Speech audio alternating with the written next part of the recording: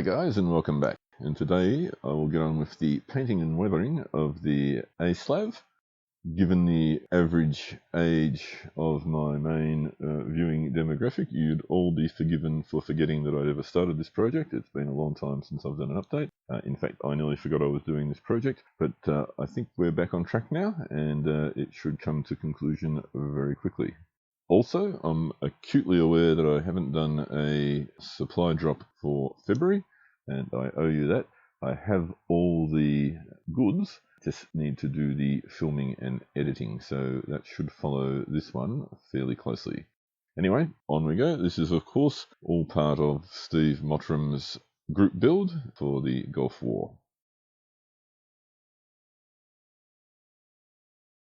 So to kick off, I wanted to do some work on the interior, and that sort of gathered momentum as time passed. And I guess to put it into context, the premise was the crew of the ASLAV on their way to a barbecue. And so they've got lots of provisions, beer and other drinks and meat and all sorts of stuff, and come across their allies in the American and British forces under fire, lend a hand, have to quickly clear out the back and find some room to help with the casualties. So that's the premise. So I had to make lots of beer cans, and I had some resin cans and just started doing my own casting. Had a couple of failed attempts, didn't work very well. Finally settled on a process that did work reasonably well. And also, as you'll see here, did a little bit of unplanned silicon moulding of a backpack, which I knew wouldn't take paint very well, and it didn't take glue very well, but I just wanted to play with it more than anything to see how it came out.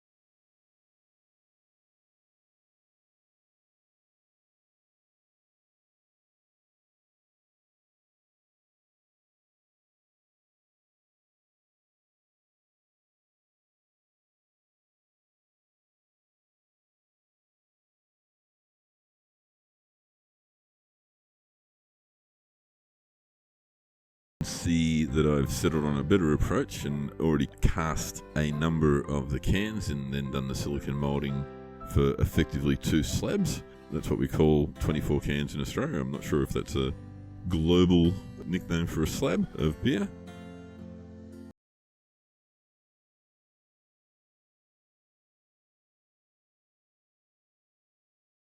Able to cast those and got some reasonably good detail out of the originals with the ring pulls on the top and what have you. And again, realistically, it's right at the back of the interior of the van. You know, you're only going to get a glimpse of it, so I was pretty happy with what I ultimately ended up with.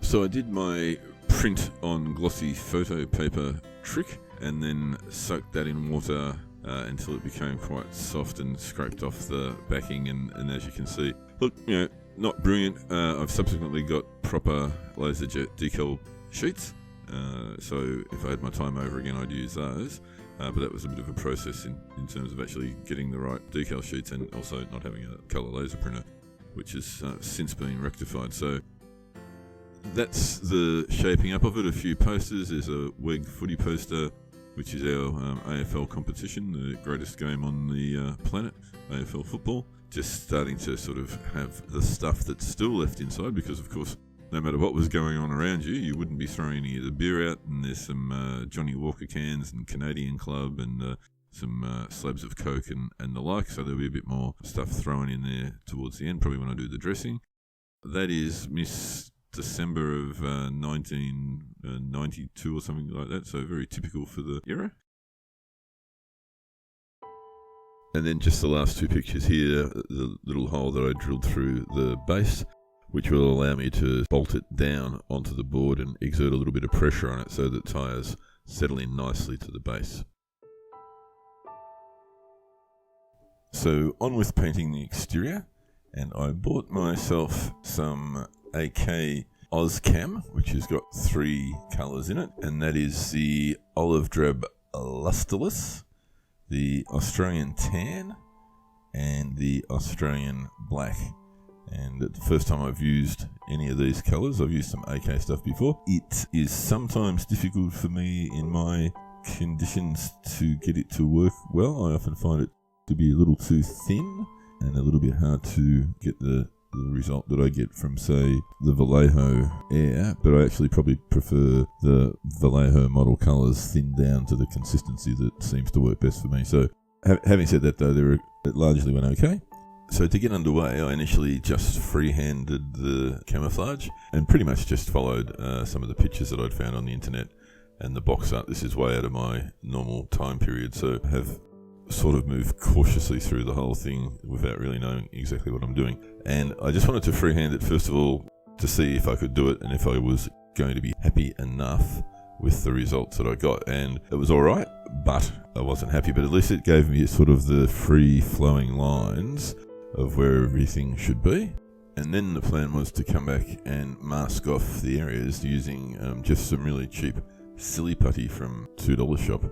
I think it was a little bit more than $2, but it worked really well. So it was just a matter of trying to get the more clearly defined lines between the 3 different colour patterns.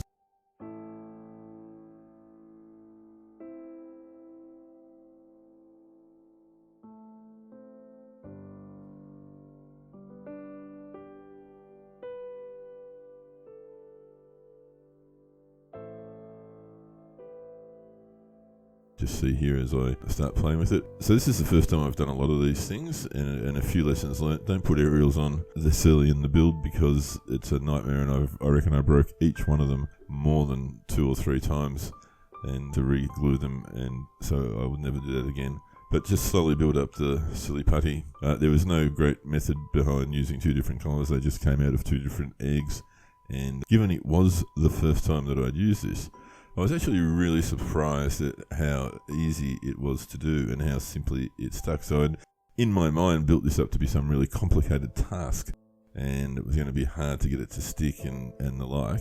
And look, the exact opposite was true. So if you have harboured irrational fears like I was and not been game to have a crack at this, I would absolutely encourage you to do so, because it was a lot simpler than I thought it would be.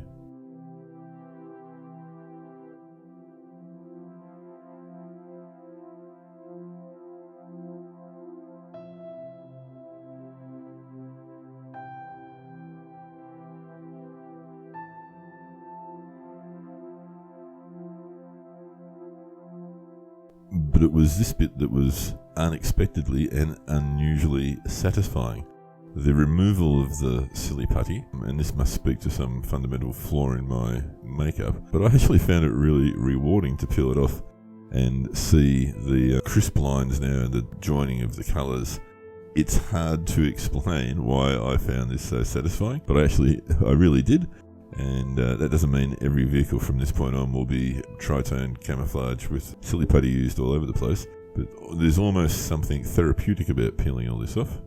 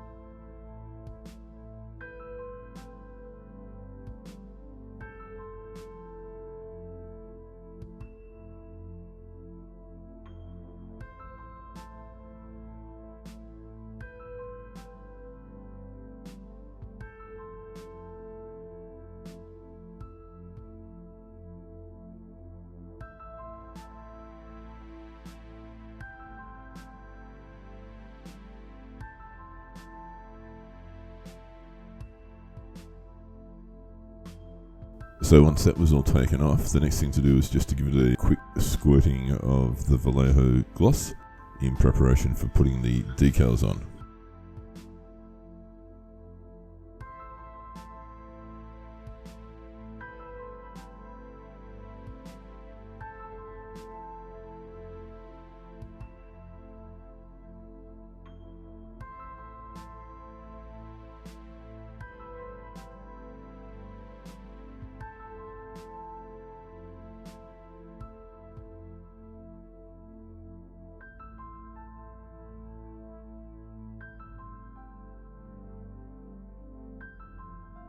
So I give this a fair going over with the gloss, and that's because it's not only there to help me get the decals on, but it also forms the base layer of protection for subsequent filters or washes that I might put on, just to protect the paintwork from any possible damage.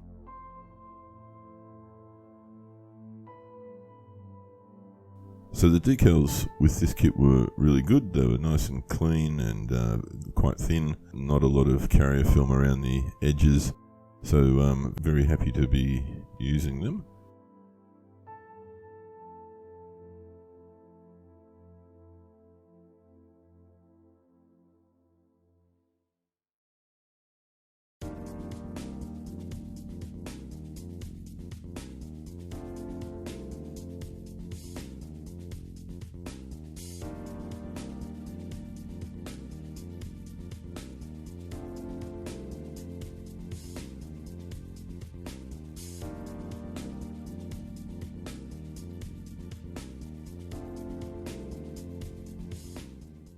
Putting them on, so I always whack a little bit of micro set onto the plastic first with the brush. Put a fair bit on there so it gives you plenty of room to move. And then sometimes they'll go on beautifully easy, and other times they will be difficult, and you might have to use a combination of different things. I try and use a cocktail stick, but sometimes I'll use the X-Acto blade or tweezers. It really is just a matter of whatever works best in the situation. You just have to be careful. The last thing you want to do is tear them, so gently move them around until you're happy.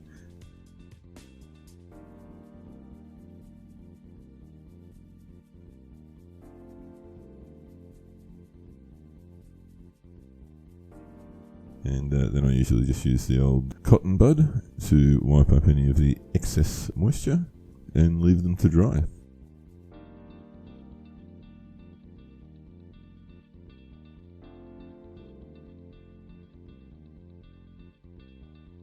And there are also a number of incredibly small decals in this kit, and that severely tested my somewhat ordinary vision.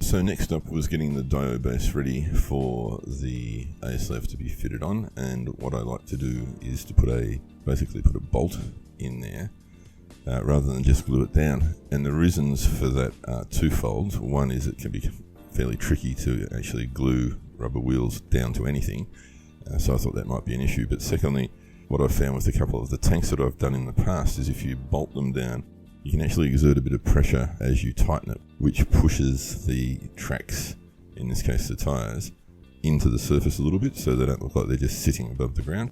So that's the theory behind it. A little bit of naffing around, but got there eventually.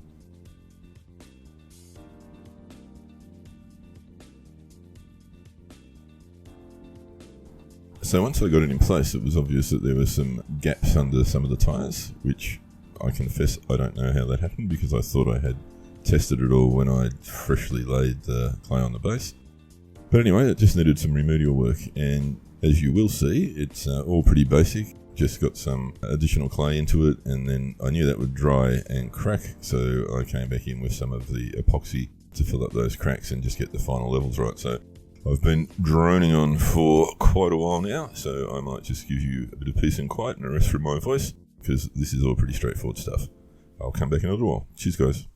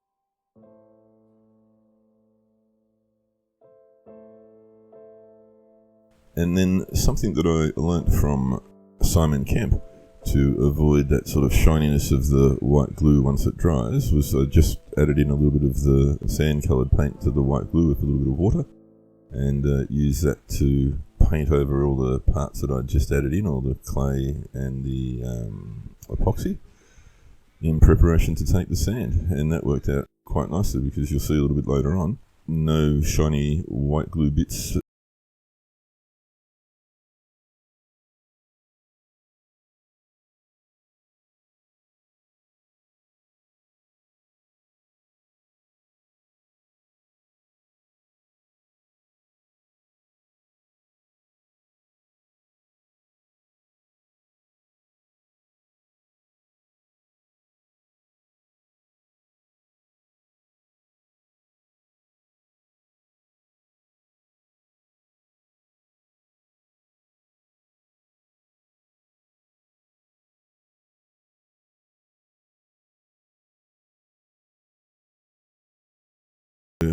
Just a matter of fitting a few of the pieces, so the rear door, fitting that in situ, so I got the angle right, which was fairly straightforward.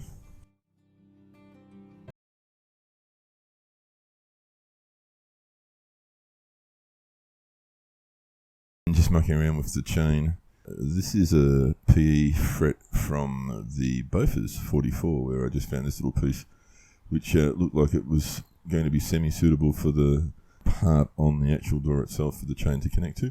All this is absolutely made up. It doesn't really look like any of the pictures that I've seen, but I didn't have the sort of chain, and I had lost the will to live as far as doing any more scratch building on this, so a bit of a compromise. Rivet counters will have a field day. That's not the chain they used, and it's not, so that's all good. It looks nice and it'll paint up nice when it's finished.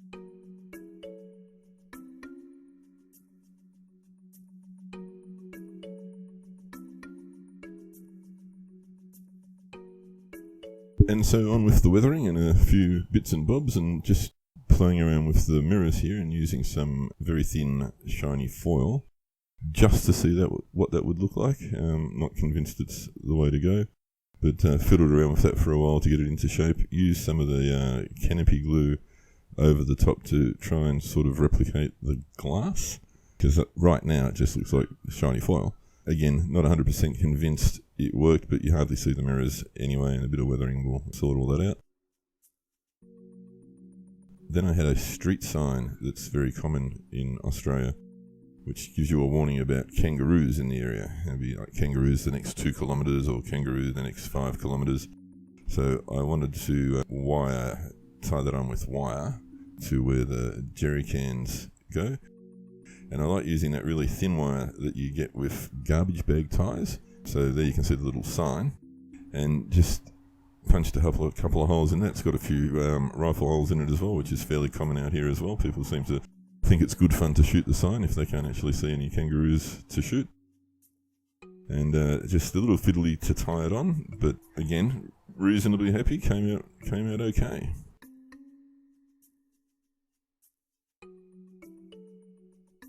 And then once more, back into the spray booth, this time for a matte coat, remembering that it's already got a fairly thick gloss coat down to protect it when I went to do the decal. So from this point onwards, I know there's lots of different schools of thought whether you should have a gloss coat on to do the weathering or matte coat or none at all.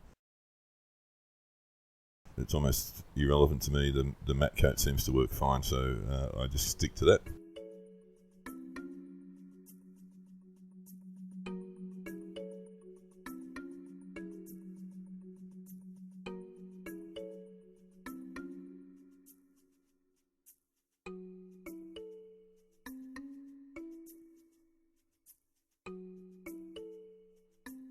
And here we can see taking off the protection that I'd painted onto the glass pieces, or the reflective lenses pieces, which didn't work so well because I put it on originally a little bit ham-fisted, and it left some scarring around the edges where the paint had also come off as well, which was no big deal. It was quite easily fixed, and I won't show you that, but you'll see it towards the end that I just gone back in and touched that up. Looks okay, but lesson learned, I think.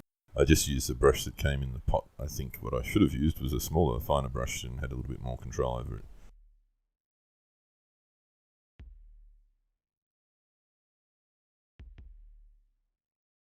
And then the last piece of the puzzle virtually was, I just wanted to give it a filter, not so much a wash, but a really weak filter to sort of tie in the dust that it would have accumulated from the terrain. This is a bit interesting because I think somewhere along the line I had used that white spirit bottle, which should be fairly mild, and I can't remember when or why, but I think I just filled it up with pure turpentine, which made it a little bit more stringent as a filter than I would have expected.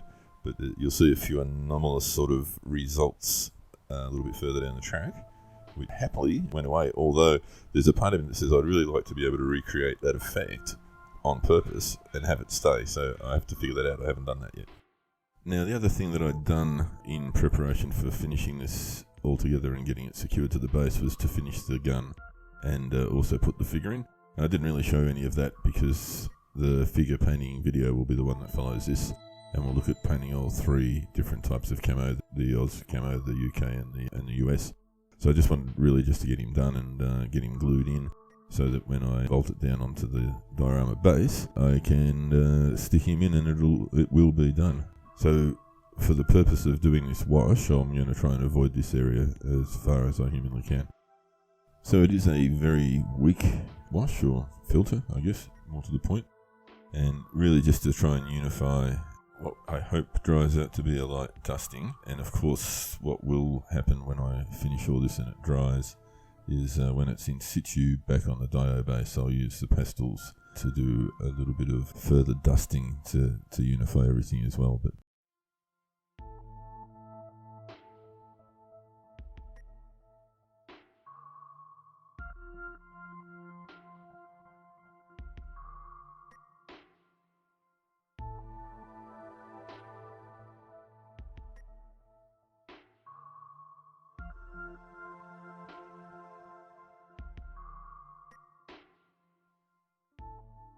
so I made a burnt sienna wash just to get into the lower areas, anything that needed perhaps a little bit of a darker filter underneath it.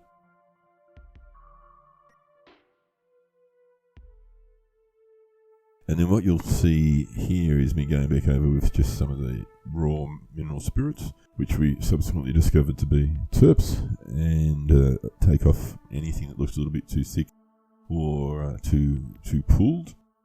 Just to make sure it's like a nice, even consistency when it dries of that sort of dust effect.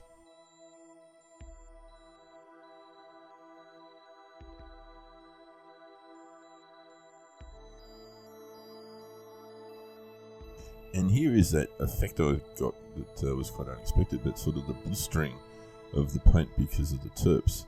And I saw this before once when I was doing the Bofors, and I got a similar effect. And I realised that it would go away, so I wasn't overly distressed about it, but I would like to be able to reproduce it.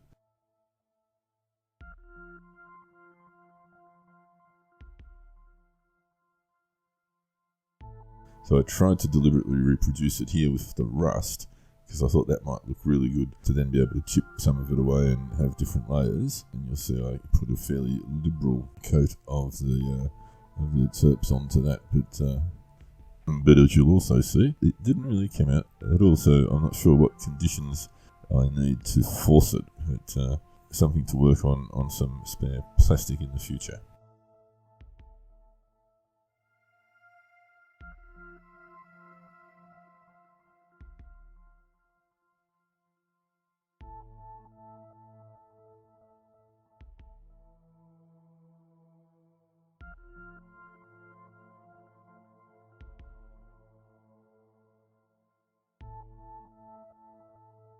And then to finish up, just a final pin wash in all of the little crevices and what have you, just to give them a little bit of emphasis. And again, this is with a very weak solution of oil and this time mineral spirits, so I don't go burning anything off. And largely that will be it. Once it's dried, we'll put it onto the base and do a little bit of dusting with the pastels. And there's probably no need to show you doing dusting, so I won't. I'll just go straight to the final reveal from here and then come back to say goodbye.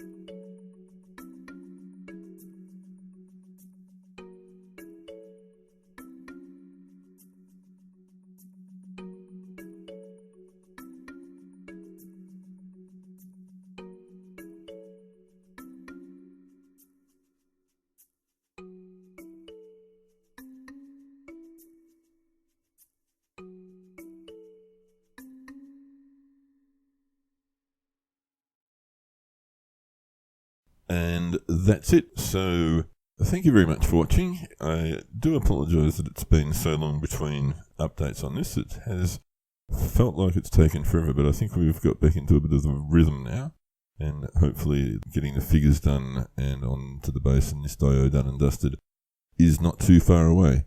So as always, appreciate you taking the time to have a look. Really look forward to your comments. Like it if you like, and take care everyone. We'll see you next time. Bye.